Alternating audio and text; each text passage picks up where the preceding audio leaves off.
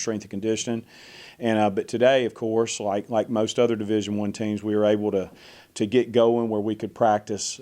For now, we're up to 20 hours a week, so able to get a lot more done, cover things in detail. You don't feel near as rushed. But I thought especially our experienced players were ready. They look like experienced players. They practice the type of effort and mentality that we want. Of course, a lot of great retention, I think, from last season. So it was good to have those guys, and of course they are setting the standard for the players that are just learning our style and system and culture here. So, and I thought those guys had a good day. I really do.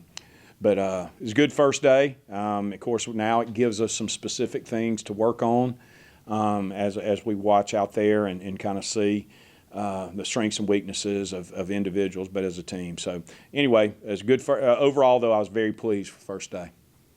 Questions? Could you speak to the strengths and weaknesses of this team? Yeah. Starting out. I think that just in terms of our backcourt, I think, is going to be, of course, our strength and question mark, even though I like our front court. But our backcourt, of course, Mo Arnold's back. Mo's had just an incredible offseason. He's been such a good player for us the last couple of years.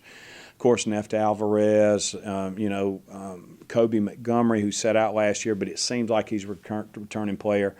I'm very, very pleased with the way that Austin Crowley has provided leadership, his maturity. I mean, you expect him to do that, but of course, a lot of times when your best player is also your hardest worker, he is that, and he's kind of he was a good leader for us last year, but DeAndre Pinckney and, of course, Felipe Haase did such a good job of leadership, and I think they did a great job of role modeling for him the way leadership is supposed to be on a team, and it is really, really good to not just today. He's been doing it the whole time, but to watch Austin lead our team. Really, like I said, our backcourt.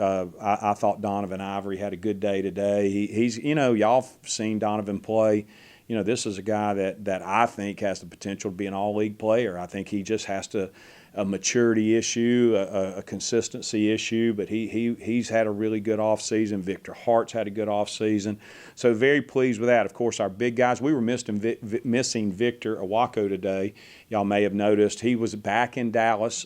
He was a good, and it's exciting to tell you this, but he had his last interview with immigration, and today should be the day that he gets his final okay for citizenship. He's been here since 12 or so years old, and today was his last day, so it's been something that he was excited about. We were excited about it, but he of course will be back. He'll be back later on this evening, so he'll be practicing here in the morning.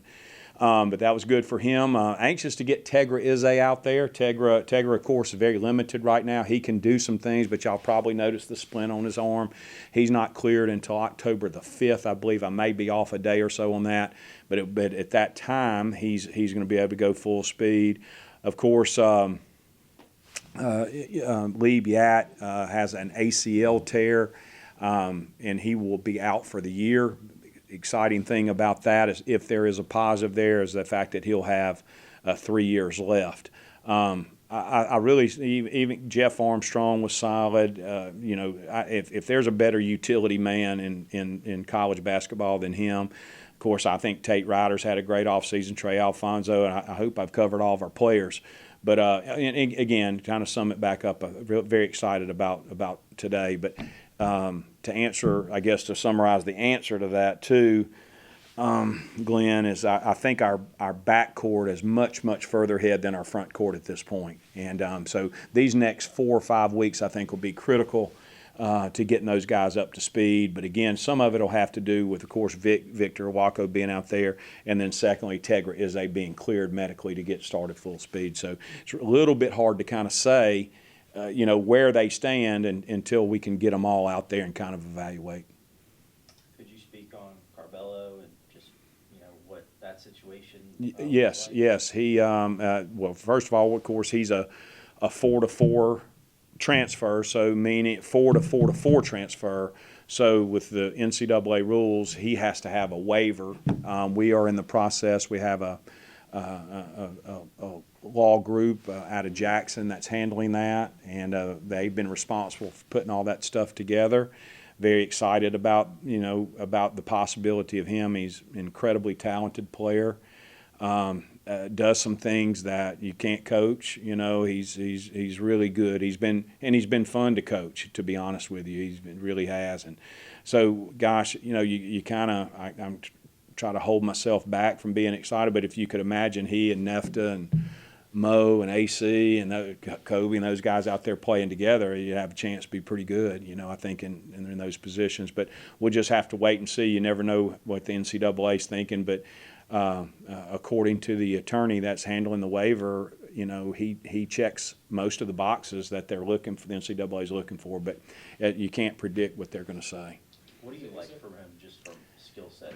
He has such a great feel for the game. He is so far ahead mentally. He can see. He's one of those rare guys that can see plays developing 2 or 3, plays ahead of the actual play, and can make the play accordingly. Great with the ball, great passer, incredible forward vision, shoots it pretty good, scores it inside, can score in traffic. He's very seasoned. He's played a lot of basketball in his career, a lot against some high level guys. So, it's exciting to have him. Of course, things don't work out for him with the waiver. He's had a great attitude. He'll have 2 more years left, but I sure would like to see him play with some of the older guys that we have, on the roster right now. Is there a timeline on that? NCAA's on their own one. I wish you could say, all right, yeah, I know this, that the waiver, the final waiver, they've been back and forth with NCAA clarifying some information that they needed. So it's very close to officially being filed, and I think it'd be, I think we would hear something within a couple of weeks after filing. So we're going to prepare right now like he's going to play. And I'll be honest with you, he's actually, I would have to confirm this, but I'm pretty sure, unless the rules change, you can actually play in the exhibition games until you get to the regular season. So, we would intend to do that, but we're preparing as if he's going to play. If he can't, we all understand that that's a possibility, but he's a pretty good player. When do you hope to have that waiver filed then? It should be filed, I think, based on, I had a conversation with the attorney earlier today because she was asking me for some information and a statement and so forth. They're waiting on one bit of a report from St. John's, and that's it. She's ready to file. So it could be within it could be today. You mentioned your backcourt as a strength. You guys aren't the tallest team in the world. Do you feel like that would change the style that you guys play with? A little bit, of course. I think when you get Izay out there and Awako, that we may not appear Taylor as small as we probably looked out there today. You have 6'7" forward who's in Awako, who's an incredible athlete. And then, of course, you got a 7'1" guy, that comes in that is something we don't have. But, as I've begun to develop what I feel like is going to be our game plan, I can see us playing small at times to get our talented backcourt on the floor altogether. And maybe play in there with Donovan Ivory at 6'7", may just play small. I think you're going to, even though we press, of course, last year about 99% of the game, I think you'll see even a more intense pressure because we're able to bring some athleticism off the bench now. We have very good depth in our perimeter positions. Knock on wood that we can stay away from injuries and so forth. With that exhibition that was just announced yesterday, why was that just important for you to have this team do? Yeah, I think first of all, there's a lot of, I think, background to Mississippi State Southern Miss. A lot of people, I can't go very many places and people don't ask me over the years, and I think it probably happens in football too. How come we're not playing Ole Miss? How come, and it takes both schools to agree, and of course they both. Coach Jans is in his second year at Mississippi State. Coach Beard, of course, who will play in a regular season game on the coast, and those things used to be very common. And but as it mentioned in Rick Cleveland's article, Mississippi State hasn't played in Hattiesburg since '96, And Coach Jans couldn't believe it when I talked. Of course, he's coming in with a fresh attitude toward the rivalry, and he said, dang, he said, how come we haven't played? And I think he mentioned that he just realized that Southern Miss and State had only played twice in the last 27 years. And they've got an outstanding team, of course, NCAA team last year. But there's two things. One, it's we're doing the right thing, but by raising some money to give to the tornado victims up in the Delta. The second thing it's going to do, it's going to help both of us prepare for our seasons, and you can do it in such a way it's going to be a very intense, very good environment, I'm predicting, and it'll help us and help them get ready to play in the regular season, and doing so without having an official win or loss. So it's exciting, and I'm very appreciative of Mississippi State for being willing to do that. Is that going to be one of the most competitive exhibition games in this college preseason? There's a lot of if you Google, there's a lot of it's kind of becoming the trend. You're seeing a lot of rivalries play out. A lot of times they're within these type situations. Two in-state schools that are in different leagues, maybe haven't played a lot. Well, that relaxes. I think it was a good rule by the NCAA several years ago when they began to allow that to happen, and it was really during COVID. It relaxes that pressure on a State or an Ole Miss to finally say, okay, we'll come play in Hattiesburg because it doesn't hurt them, and of course Mississippi State has a big fan base in South Mississippi. So, I'm thankful for Coach Jans. I think it'll be a great basketball game. We'll do a lot of good for it. So I hope people come out, and hopefully we can fill the place up. But just the fundraising part of that, all the revenue from ticket sales will be going to folks? 100% of ticket sales over the cost of the game, paying the officials. That'll be deducted out of it, and 100% of it, and that's an NCAA rule too. And of course, we would have both done it, but that's the way that'll work. Schematically or philosophically, are you guys doing anything different this year, you or Coach Cardona? A little bit more emphasis. Of course, last year, we probably with Felipe trying to protect him. We probably stayed in our matchup zone 90% of the time last year. I think you're going to see us more man-to-man. It may be hard to tell sometimes with what we're in, which is good if we can confuse people a little bit. But we did not spend a lot of time on our man-to-man defense last year. We haven't even began to implement our matchup zone yet. So, and that has to do again with our athleticism and experience in our backcourt. Any thoughts on what the makeup of the Sun Belt will be this year? I know there's some key big men that were dominant last year that are gone. It's so hard to say. I think we were a great example of how you could look back, Glenn, and go, all right, well this team on paper, they got this guy, and this guy back, and then they've got these guys coming in their signing class. And now with the portal, it's just hard to really predict. We were picked 14th last year, ended first. I mean, you can't really do that anymore because you just don't know how the transfers are going to impact those particular teams. Now, what I think, and again, I think I'm saying that to say that any team can surprise us, but I think the two teams on paper that have a very, very good teams coming back and are very well coached are James Madison and App State. I think those are two teams. Of course, we won two close games, hard fought games with them both last year, both here. And, so I think those are going to be two teams to watch.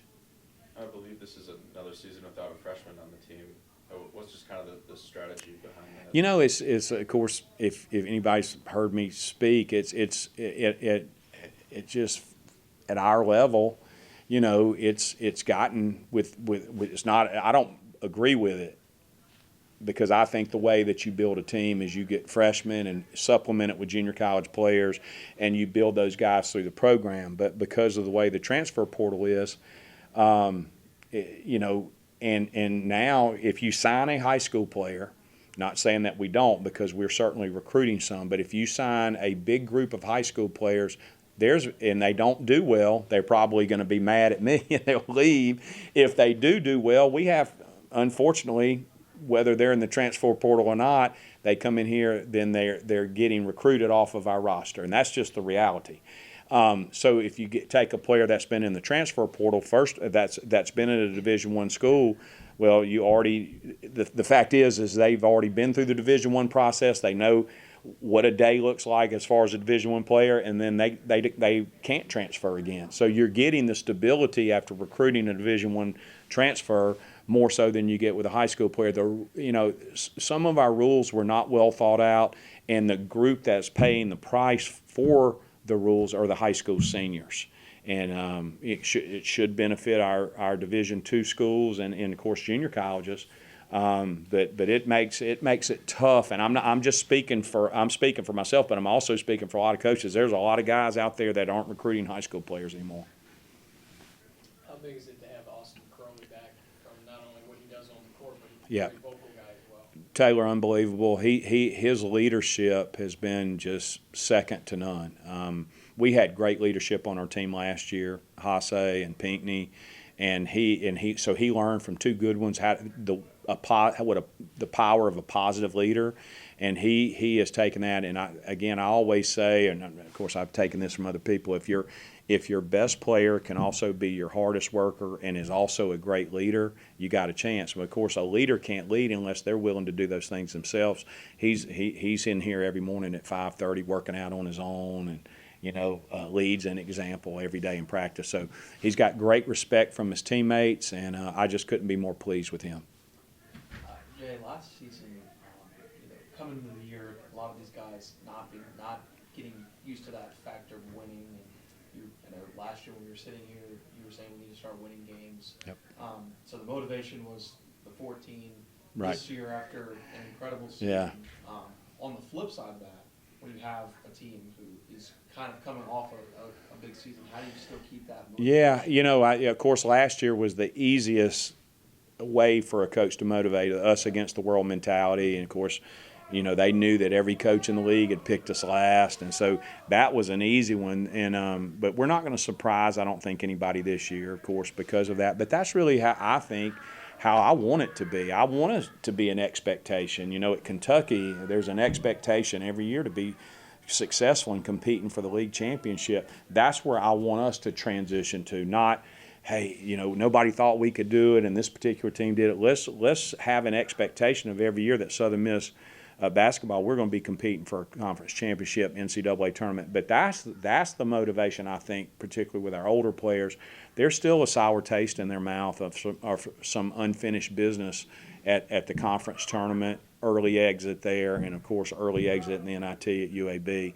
So I think you'll find that from a lot of our guys that, we were happy, and especially after the season's over with and the emotions wear off. After a couple weeks, you reflect on the season and say, man, we great year, but our real goal is to compete in the NCAA tournament, and not just get in it, but let's go win some games. And that's a big goal for us now.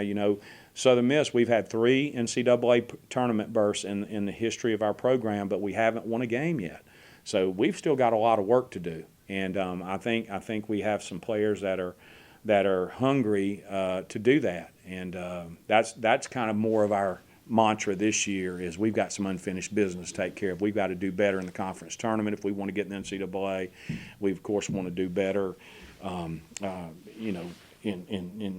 once we get to the conference tournament, and then whatever postseason play, if we're fortunate to make it, let's go make a run. Let's do that. One more question. Speak to what a talented athletic jump shooter and Kobe Montgomery brings to the floor offensively and defensively. Yes. He brings a level. Y'all may not have observed it as much today, but he's another young man, as I was complimenting some guys that, Donovan Ivory, Victor Hart, Mo Arnold, that have really had great off seasons. He's another young man that's had a great off season, can really shoot it. He's physically, he's tough. He's really got that perfect mix, I think. Off the floor, gentleman, takes care of the business, zero maintenance, great young man, but on the floor he's tough.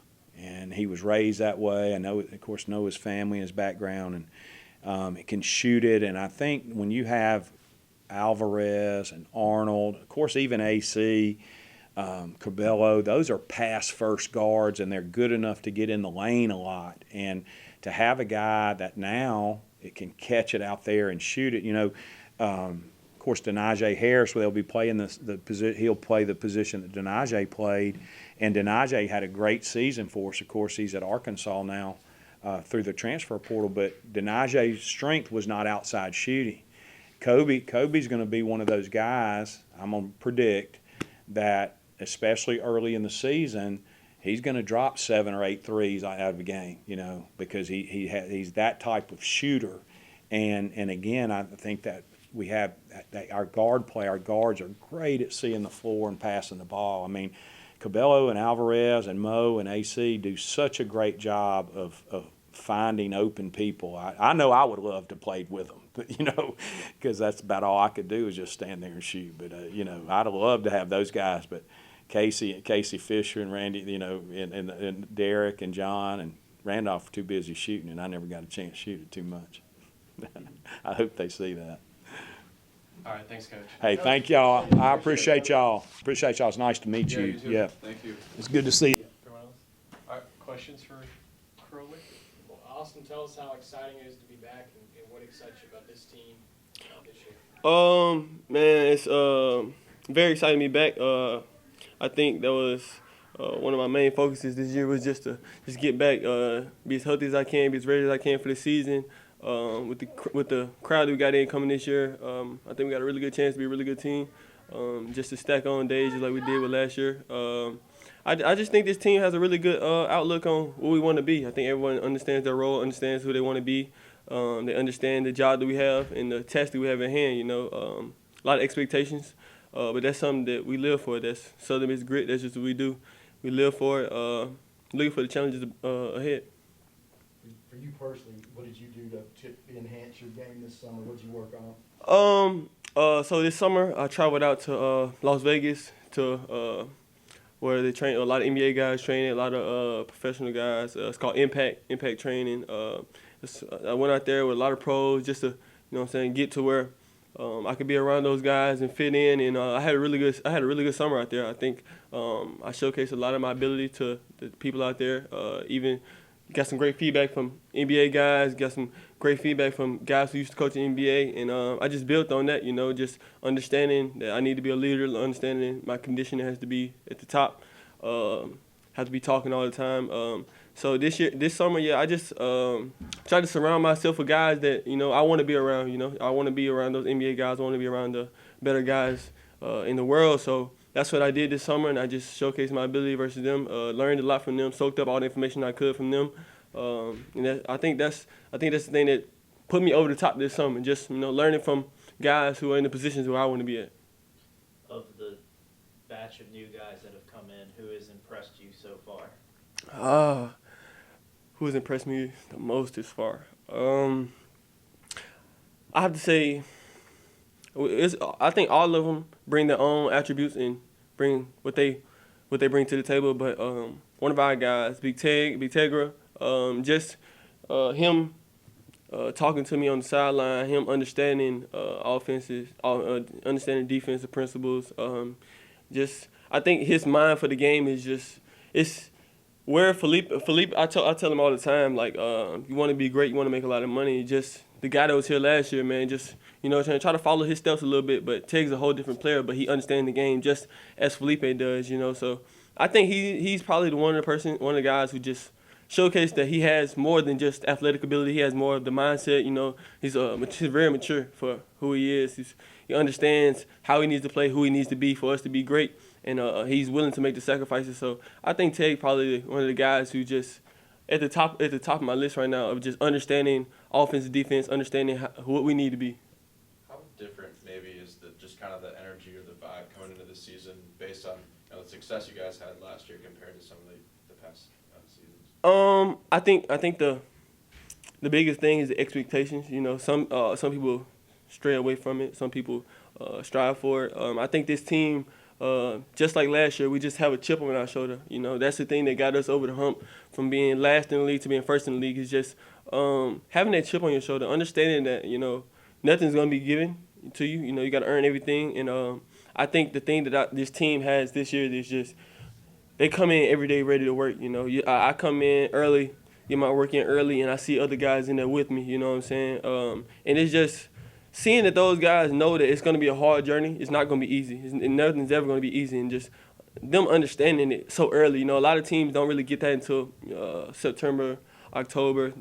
But ever since July, ever since we got here, you know, it's just been each day doubling, more and more people in here early, getting their work in, understanding, watching film. So just them playing with this chip on their shoulder, knowing it's going to be a hard journey, but they're ready for it. What's it like for you to play Ole Miss this season? Man, I have a lot of, you know, great friends there. I have a lot of people who I look up to, you know, the people that's not on the basketball court. You know, I have a lot of friends and family there. But when we step on that court, this Southern Miss versus Ole Miss, you know, I really don't think too much about it. Of course, I'm going to play my hardest, and there's no friends out there, definitely, when I get out there. You know, it's just how I play, my competitiveness. I want to be one of the best players to play the game of basketball. So when I get out there versus Ole Miss, it's not really going to be me thinking, oh, I got to beat Ole Miss. It's going to be it's going to be more about, you know what I'm saying, getting the W, showing that my team is one of the best teams, if not the best team in Mississippi. And I think we are the best team in Mississippi.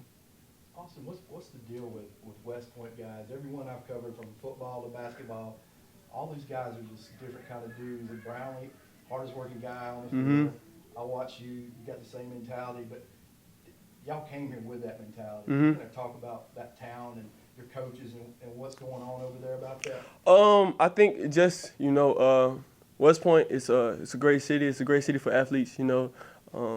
Just like every city has its positive, has its negatives, but I think the one thing about West Point that gives players that grit and that just want to be great is the community, you know. Ever since I was a little kid, I've always been different, just like Jason Brownlee, like you mentioned before. He's always been different. That's just who it is. And the community, they understood that, you know. They kept us on the right path, just making sure that even when my parents weren't there, you know, that I had my mind on right. And that's the thing. When you come from West Point, you know, it's not really a basketball school. If you're just being frankly honest, it's more of a football school. But, you know, everybody in West Point just holds that grit of just, you know, they always think West Point's gonna be at the bottom, you know what I'm saying? But we just hold that to our heart. You know, I love West Point to death. That's where I'm from. That's who I'm a represent, and that's just who we are, man. I don't know if it's in the water. I don't know if it's, you know, what it is, but it's just that grit that we have just coming from that. Just small city. Just we understand we're a small city, but we got big dreams. So we just stay focused on our big dreams. Were you and Jason in school at the same time? Yeah, Jason's my boy. I grew up with Jason since I was high. Like, that's my boy. We played City League football together, City League basketball, City League baseball, every sport. You know, I've been knowing him since I was young. You know, his friend group, he's a year older than me, but his friend group, my friend group, always was together. That's my brother. I talked to him the other day, actually, just congratulating him on making the 53-man roster, man. Just to see that, man, just to see a guy from West Point, you know, just be what we as a community want him to be. You know, we're glad to see. That's one thing I think West Point does again is just when we have someone like that, we just cherish them and we just want them to be the greatest they can be. And I'm just glad to see him happy, man. Just glad to see him working, to being who he is, man. It's blessings on blessings on blessings. I talk to him all the time just to tell him, like, man, just stay your head on the course and you could be one of the greatest players, you know, to ever play. You know, that's just the thing we do. One thing West Point guys don't do, we don't strive to be mediocre. We strive to be the greatest. And no matter what we do, if that's spelling, basketball, football, soccer, it doesn't matter. And I think that's what he's doing. I think he's going to embark on his journey of being one of the greatest players. Did you play football at all? Yeah, I played, actually, it's tape out there. I played up a year, and I played quarterback as Jason quarterback. I threw him a couple touchdowns, too. He's actually filmed out there. If y'all go find it, you'll find it. But, yeah, I threw a couple touchdowns to my boy Jason, man. Like I said before, man, I'm just glad to see him embarking on the journey of him being who Jason Brownlee is. He's special. He's always been like that. You know, you don't just see that at Southern Miss. He's been like that since City League football. I can promise you that. Like, he's been the same player, same mindset, same just hard-working ability. And, man, I'm just glad to see him living his dream out. You guys obviously had a great season last year. Mhm. You talked about some of the goals y'all have this year. What are those goals for this team? I think the thing that we're putting ahead the most is we want to be playing in the big tournament in March. Just to get to be conference championships. The conference championship was great. To make the NIT, that's great. To be in the postseason. It's a blessing. It's not a lot of teams that get to go to the postseason. I think it's like 350, 400 teams, D1 teams. A lot of people don't get to go, but I think we want to be one of those teams that's Final Four. Elite Eight, like we have the ability, we have the guys. A lot of people didn't think we can go from last to first. So just making another jump to being one of those teams that's one of those last 16, 8, 4 teams in the league in the country. That's what we're striving for. You've seen it before, teams like FAU, mid-major teams like that, and we think we're just as good, if not better, than those teams. So we want to make this just like teams like Kentucky.